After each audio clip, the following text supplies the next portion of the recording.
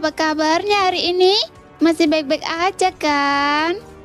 Di video kali ini kita melanjutkan cerita Donghua Battle Truck Devon.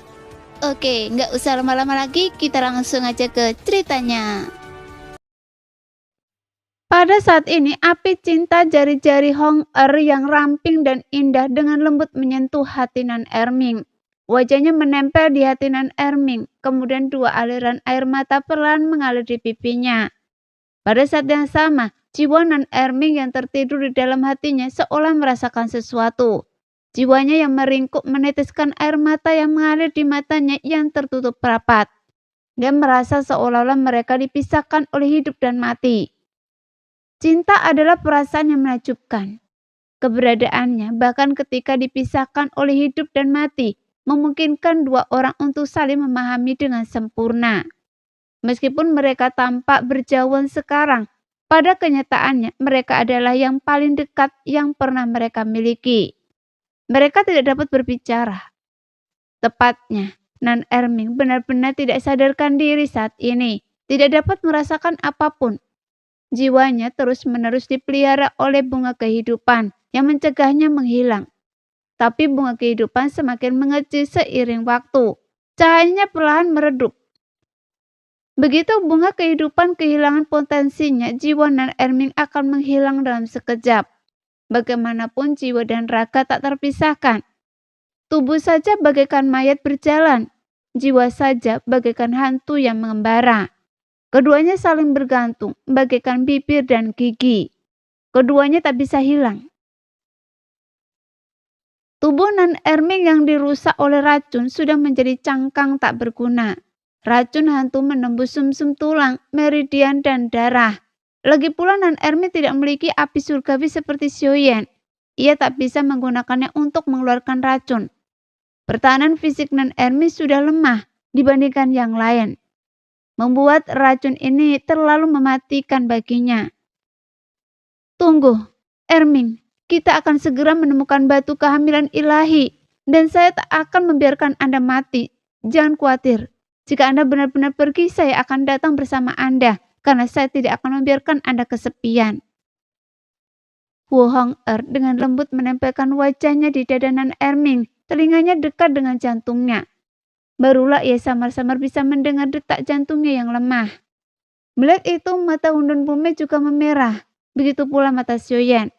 Ia tak pernah membayangkan Hong Er begitu mencintai Nan Erming, bahkan rela mati untuknya.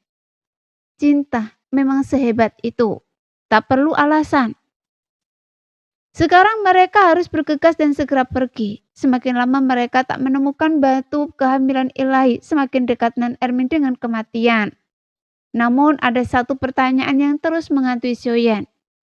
Apakah ini markas rahasia yang disebutkan Hundun Pume di Xiao Mansion?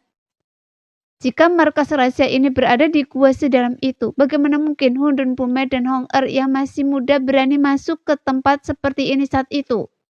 Dan bagaimana mereka bisa selamat?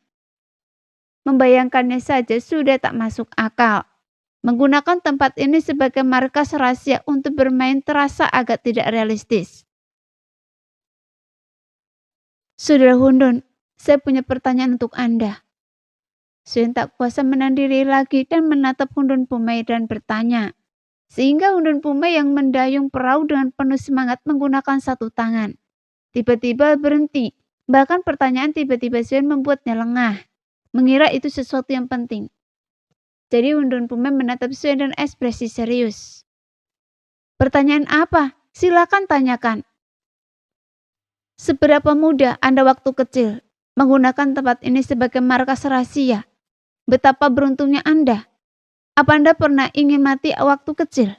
Dan bagaimana Anda bisa keluar hidup-hidup? Xiaoyan menghujaninya dengan pertanyaan, menyuarakan keraguannya. Sambil berbicara, benda melayang itu mulai naik bersama-sama, bergerak ke arah yang mereka inginkan. Setelah ditanyai oleh Xiaoyan, Hundun Pume berpikir sejenak lalu perlahan menjelaskan.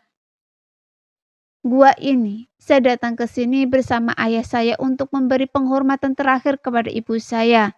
Mungkin ibu saya dimakamkan di sini. Setiap kali saya merasa gelisah, saya selalu merasa familiar di sini. Kemudian saya menyadari gua itu semakin membesar. Saya belum pernah ke tempat sedalam ini sebelumnya, bahkan di tempat ibu saya dimakamkan. Ayah saya bilang kita tidak boleh pergi sejauh ini, dan markas rahasia itu tidak jauh dari makam ibu saya. Tapi kita sudah menyimpang terlalu jauh dari tempat kita sekarang, jadi kita harus segera menemukan jalan kembali. Jelas Undun Pume juga menyebutkan kesulitan mereka saat ini. Bahkan Undun Pume tidak tahu seberapa dalam gua itu. Jadi dia hanya mengatakan ada sesuatu yang tidak biasa di bawah sana. Mendengar ini, Shun merasakan hawa dingin menjalar di punggungnya.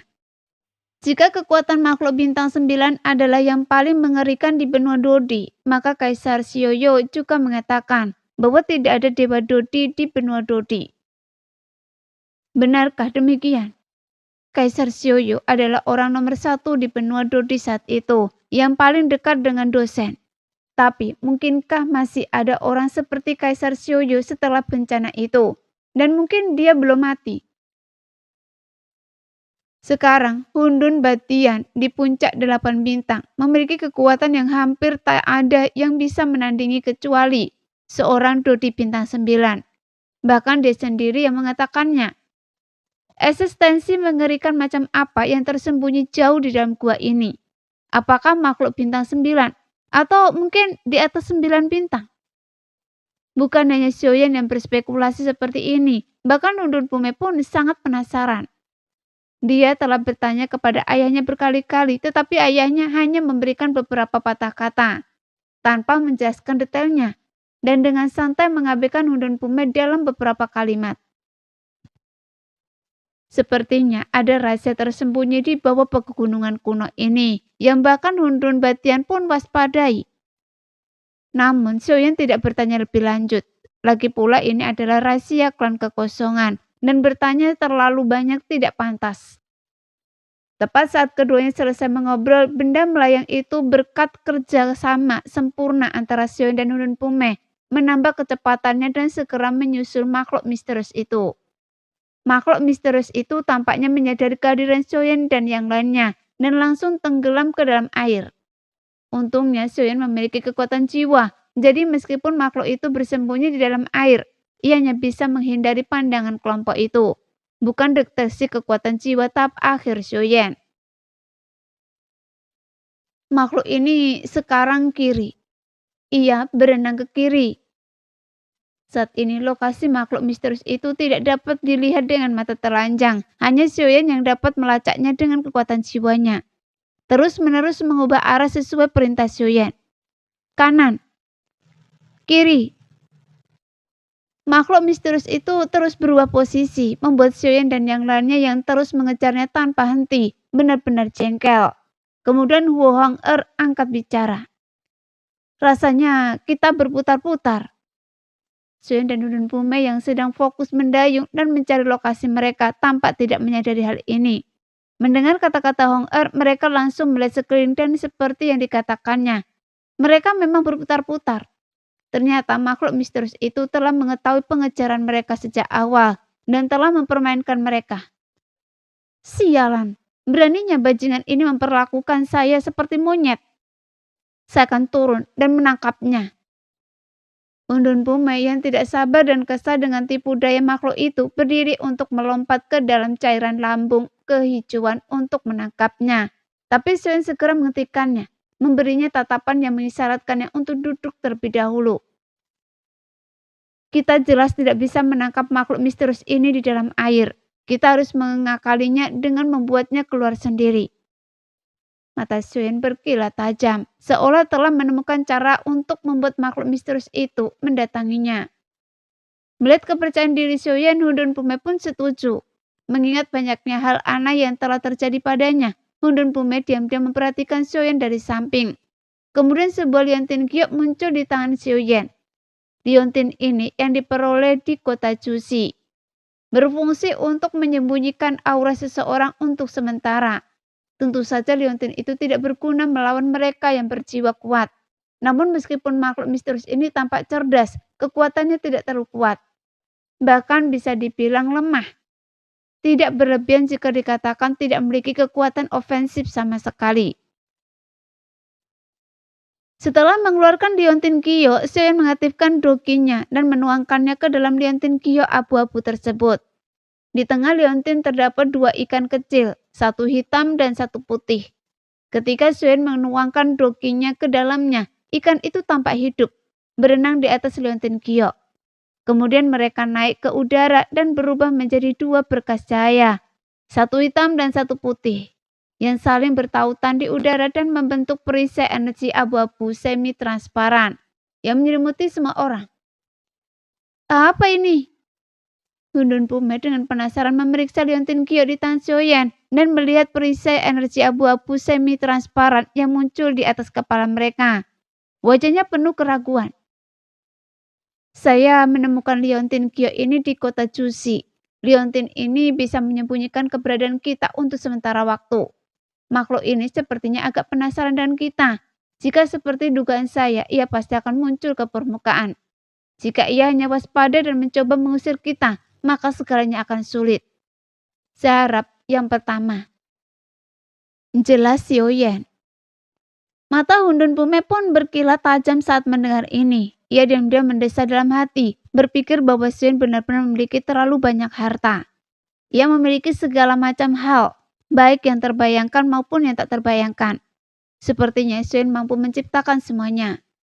Terlebih lagi, pengamatan cermat dan wawasan tajam Sioyen semakin memperdalam kekaguman Hundun Pume.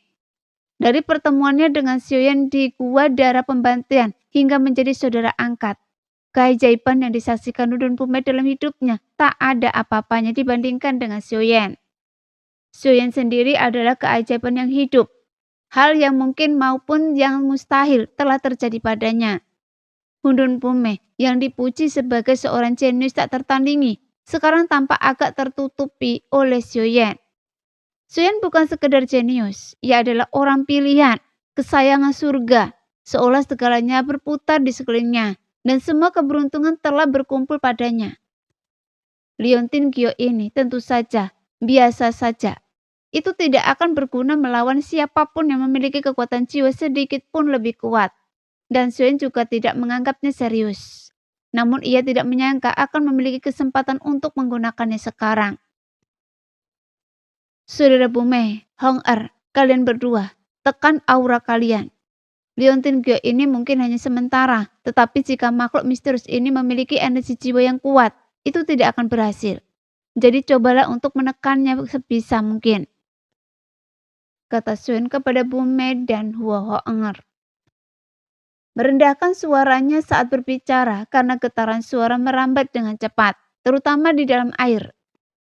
Sioyen menyembunyikan energi jiwanya, menekan auranya ke tingkat serendah mungkin. Pume dan Hua Hong'er melakukan hal yang sama. Tanpa pengamatan yang cermat, akan sulit untuk mendeteksi bahwa 3 orang hidup bersembunyi di sana. Tatapan semua orang beralih ke permukaan air. Diam-diam menunggu makhluk misterius itu muncul sendiri. Ketiganya bahkan menahan nafas, sepenuhnya menekan aura mereka. Bahkan orang-orang di sekitar mereka merasa seolah-olah mereka membeku di tempat.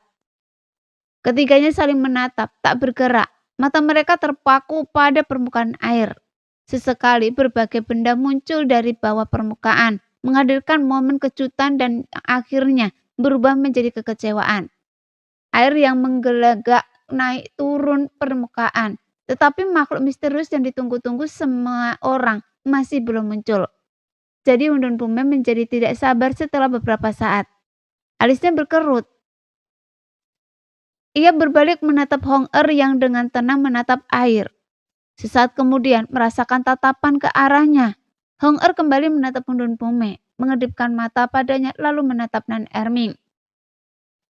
Maafkan saya, kami tak sengaja tersedot ke dalam dan tak bermaksud menyinggung Anda. Tolong tunjukkan jalannya.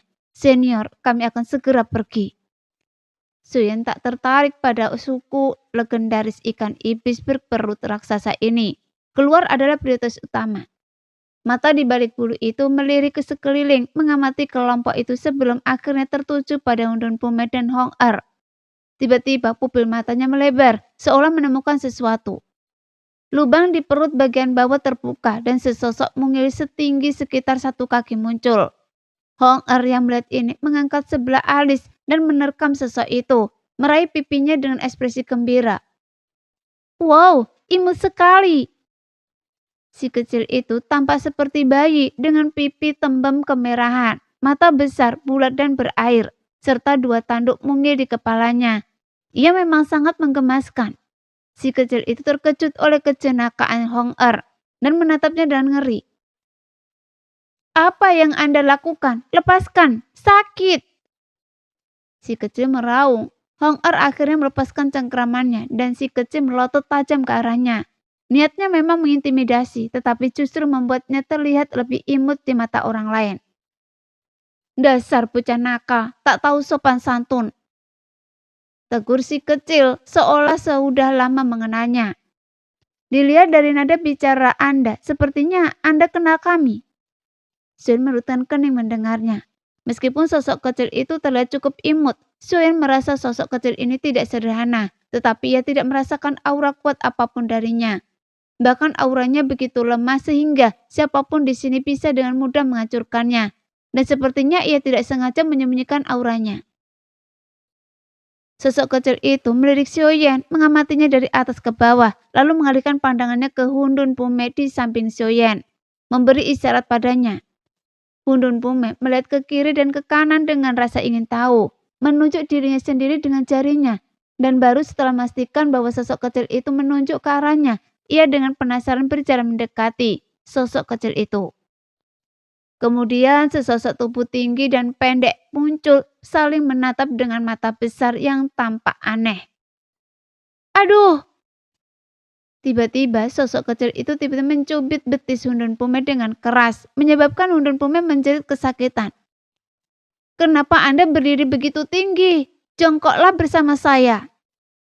Hundun Pume langsung tampak kesal dan berjongkok. Sosok kecil itu dengan seksama menatap wajah Hundun Pume, lalu mengulurkan tangan dan menyentuh pipinya, sebelum mengangguk sambil tersenyum. "Anda benar-benar keturunannya. Perasaan ini persis sama dengan perasaannya saat itu."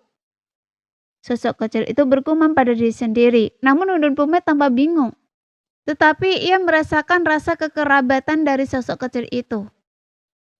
"Apakah ayah Anda bernama Hundun Batian?" tanya sosok kecil itu kepada Hundun Pume. Mereka bertiga tercengang ketika nama itu keluar dari mulut sosok kecil itu.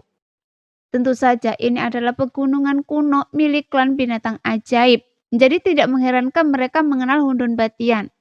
Namun tempat itu terasa terlalu terpencil yang tetap mengejutkan mereka. "Bolehkah saya bertanya senior, kenal ayah saya?" Hundun Pume segera menyadari bahwa sosok kecil di depannya jelas bukan orang biasa. Ia segera menggenggam tangannya dengan hormat dan sosok kecil itu hanya tersenyum tipis. "Saya sama sekali tidak tertarik dengan ayah Anda. Jika bukan karena dia, permaisuri tidak akan berada dalam kesulitan ini," kata pria kecil itu perlahan, matanya dipenuhi kenangan, seolah menyimpan sedikit kebencian terhadap Hundun Batian, yang membuat wajah Hundun Pume menegang setelah mendengar ini. "Senior, permaisuri yang Anda sebutkan, apakah dia ibu saya?" Hundun Pume langsung bertanya. Bagaimanapun dia tidak memiliki ibu sejak kecil dan bahkan belum pernah melihat seperti apa rupa ibunya. Karena itu dia keras kepala sejak kecil. Kurangnya kasih sayang seorang ibu juga memberinya semangat yang tak tergoyahkan. Ia tekun berkultivasi dan dengan bakat serta garis keturunan yang luar biasa, ia menjadi anak ajaib dari keluarga binatang ajaib. Namun ayahnya jarang menceritakan tentang ibunya kepada Hundun Pume, hanya mengatakan bahwa ibunya dimakamkan di sini. "Iya, bahkan setelah ibu Anda meninggal, dia melindungi kita." Pria kecil itu berbicara dengan ekspresi yang sangat sedih, sementara Hundun Pume benar-benar bingung. Dia ingin bertanya lebih lanjut, tetapi pria kecil itu segera memotongnya, menatap Nan Erming. Saat Xuan melihat pria kecil itu menatap Nan Erming, dia dengan hormat menangkupkan tangannya untuk memberi hormat kepada pria kecil itu. "Jangan terburu-buru, saya akan menceritakan detailnya nanti kalau sempat. Teman Anda sepertinya butuh bantuan," kata pria kecil itu, jelas menyadari Nan Erming yang terluka parah dan tak sadarkan diri. Xuan merasa malu mendengar ini. Ia memang bertindak gegabah. Meskipun pria kecil itu tidak bermaksud jahat, Xiuyan tetap membungkuk dan meminta maaf. "Saya sangat kasar tadi, mohon maafkan saya senior," kata Xiuyan, menakupkan tangannya sebagai salam. Pria kecil itu melambaikan tangannya, wajahnya yang tembam tersenyum. "Tidak apa-apa, saya datang ke sini untuk membantu Anda, tetapi semua ini bukan karena Hundun Pume, melainkan karena permaisuri. Kebencian para ayah tidak ada hubungannya dengan para putra. Perhitungan imam besar memang akurat. Ayo pergi, jangan buang waktu. Jika kita menunda lebih lama lagi, jiwa teman Anda akan lenyap," kata pria kecil itu, seolah semuanya sesuai harapannya. Kecuali bahwa kemampuan Xiuyan untuk menangkapnya tampaknya di luar dugaannya. Pria kecil itu tidak menjelaskan dengan jelas dan Xiuyan serta Hundun Pume masih bingung. Bahkan sikap pria kecil itu terlalu aneh. Namun mereka mengetahui bahwa permaisuri yang disebutkan pria kecil itu adalah ibu Hundun Pume. Tapi pria kecil itu membantu mereka bukan karena Hundun Pume, melainkan karena ibunya, yang ia rasa harus dilakukan. Kemudian sebuah pakaian yang identik dengan pakaian sebelumnya tiba-tiba muncul di tangan pria kecil itu, dan sebuah pakaian luar berbentuk monyet. Pakaian itu terbuat dari sejenis kulit binatang, dan teksturnya yang halus terasa seperti menyentuh kulit asli. Ia pun membagikan pakaian itu kepada semua orang. Setelah diamati lebih dekat, pengerjaan pakaian yang luar biasa itu sungguh menakjubkan. Meskipun bagian luarnya tampak seperti pakaian kulit binatang biasa, struktur dalamnya sungguh luar biasa. Kemudian Xiuyan membantu Nan Erming memakainya terlebih dahulu. Pakaian itu memiliki kemampuan merekat. Begitu menyentuh tubuh, pakaian itu secara otomatis menutupi orang tersebut dari ujung kepala hingga ujung kaki, membungkusnya sepenuhnya. Pakaian itu sendiri memiliki kaki-kaki yang panjang, yang setelah dikenakan terasa seperti bagian dari tubuh. Xiuyan menarik Nan Erming ke belakangnya dan pria kecil itu juga mengenakan pakaiannya, memberi isyarat agar Nan Erming mengikutinya, lalu melompat ke dalam cairan lambung. Segera ketiganya mengikuti pria kecil itu dan melompat ke dalam cairan lambung.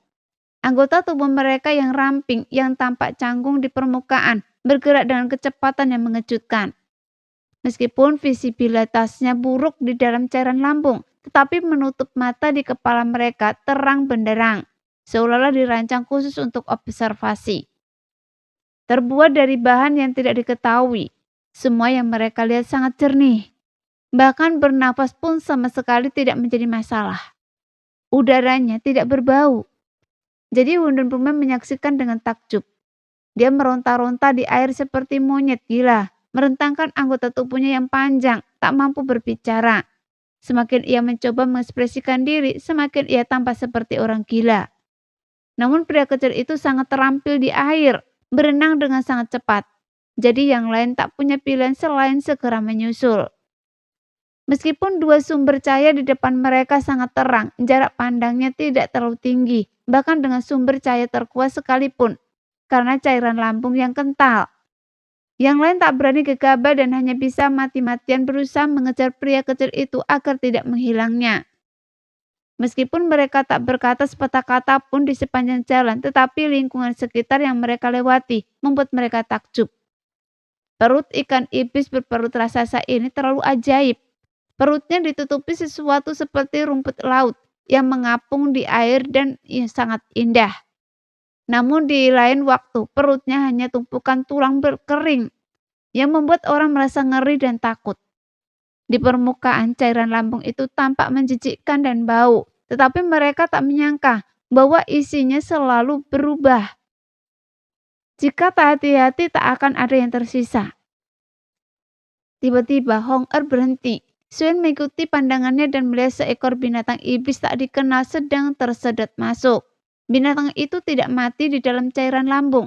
Tubuhnya meronta tanpa henti, berlumuran darah dan ekspresinya sangat kesakitan dan terdistorsi. Kemudian perlahan-lahan ia dilahap oleh rumput laut. Mata Hong Er terbelalak ngeri melihatnya.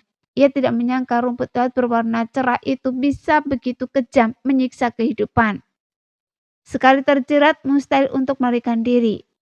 Seorang gadis muda menyaksikan pandangan berdarah seperti itu sungguh meresahkan. Untungnya Hundun menyadari perilaku Hong Er yang tidak biasa, Tetapi setelah melirik makhluk yang meronta itu, ia mengerti. Ia berenang mendekat dan menggunakan kaki-kaki di pakaiannya untuk menarik Hong Er ke arah pria kecil itu. Segera, kelompok itu merasa kecepatan mereka di bawah air tidak cepat, tetapi sebenarnya mereka bergerak cukup cepat. Setelah setengah jam, lingkungan sekitar mulai gelap dan mereka bisa merasakan daya isap bahkan melalui pakaian mereka.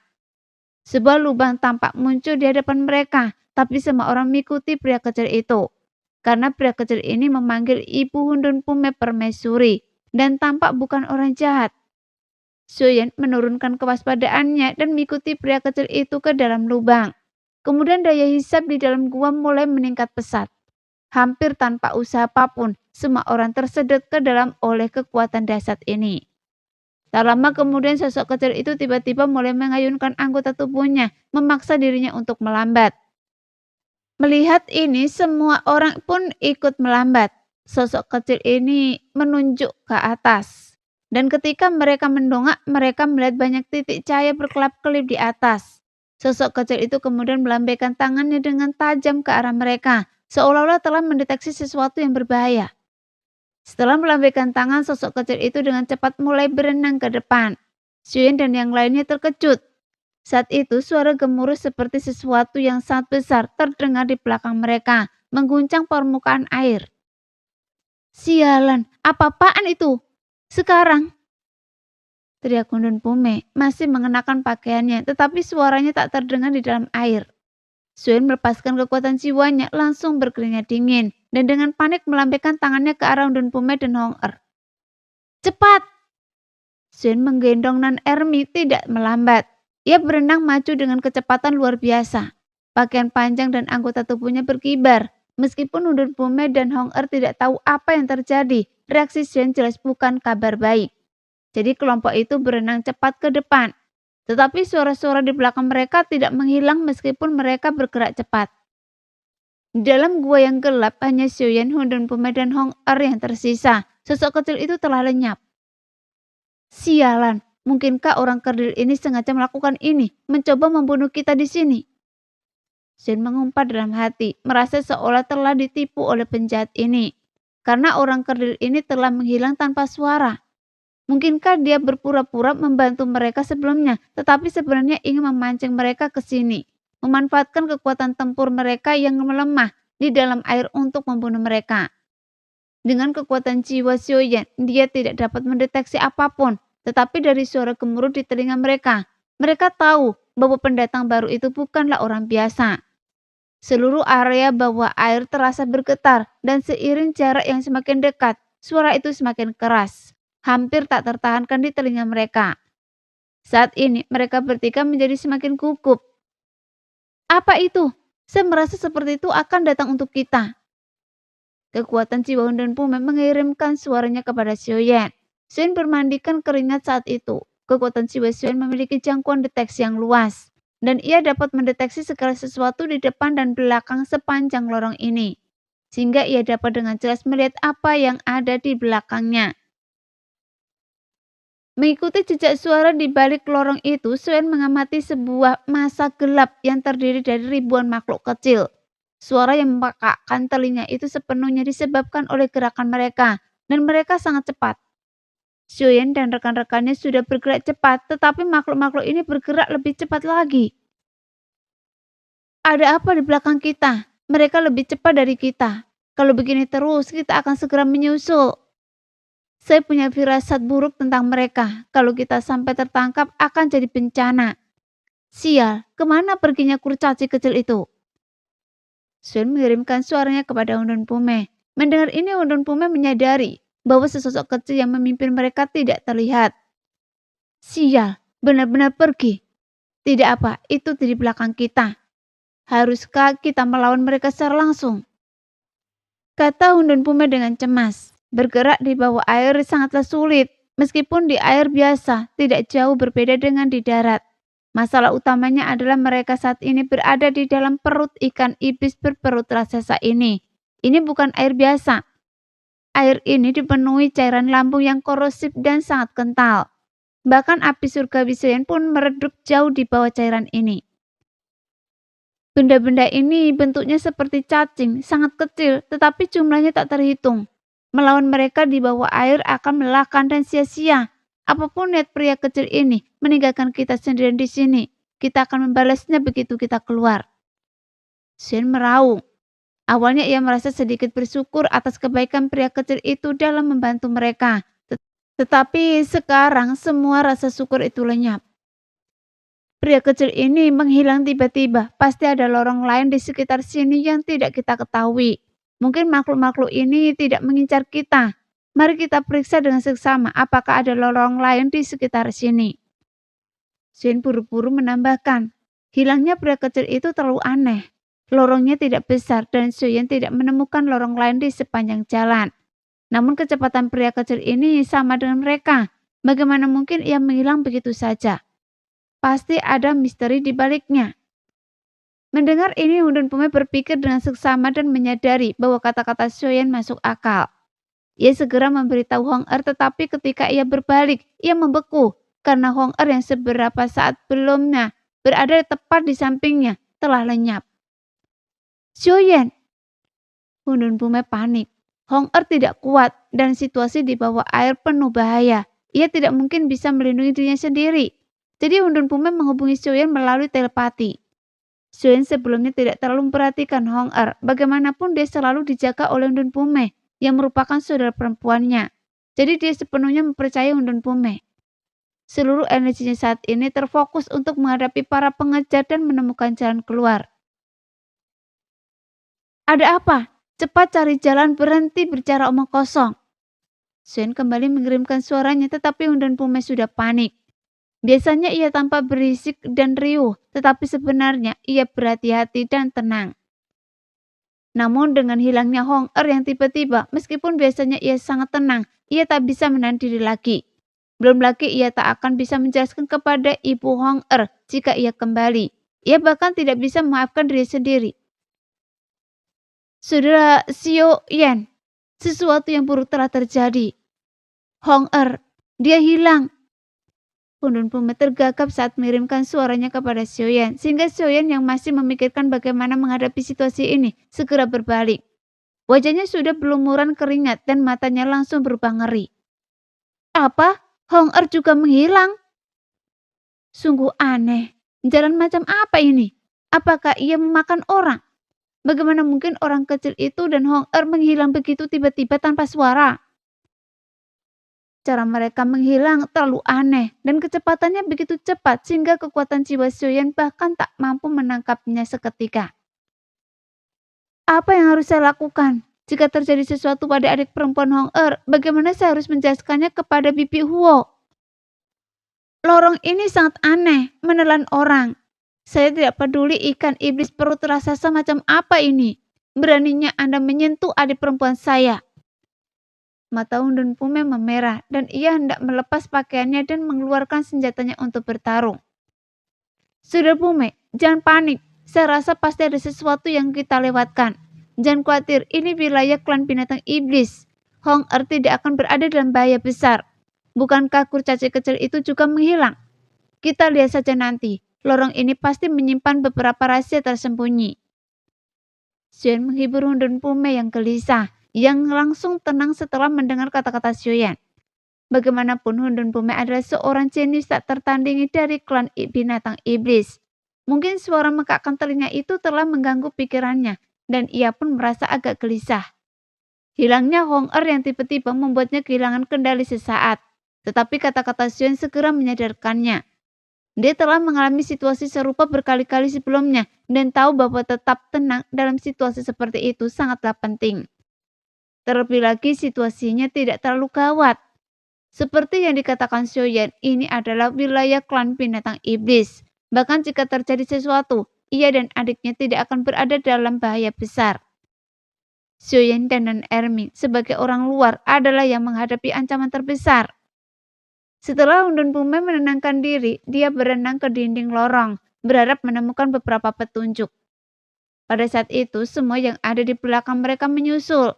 Melihat ini, Shoyan tak punya pilihan selain bertindak. Ia melepas pakaian atasnya, tangannya dengan cepat membentuk teratai api. Kali ini ia mengendalikan teratai api itu hingga ukurannya sangat kecil dan melemparkannya ke belakang. Xion buru-buru mengenakan kembali pakaiannya dan berenang cepat ke kejauhan. Tiba-tiba segala sesuatu di sekitarnya terasa membeku. Daya hisapnya seakan menghilang. Namun perasaan ini hanya sesaat. Kemudian kilatan cahaya muncul di ruang gelap di belakangnya, diikuti oleh gemuruh yang lebih memekakkan telinga dan dampak yang dahsyat. Saudara Pume, hati-hati! Xion buru-buru mengirimkan suaranya kepada Hundun Pume, tetapi ketika ia berbalik, kemudian dia mendapati Hundun Pume juga telah menghilang. Jadi Xion mengumpat pelan.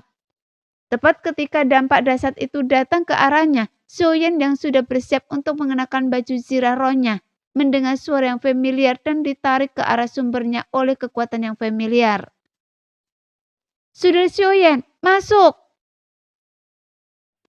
Sekian dulu cerita kali ini, kita lanjut lain hari ya guys ya. Bye-bye.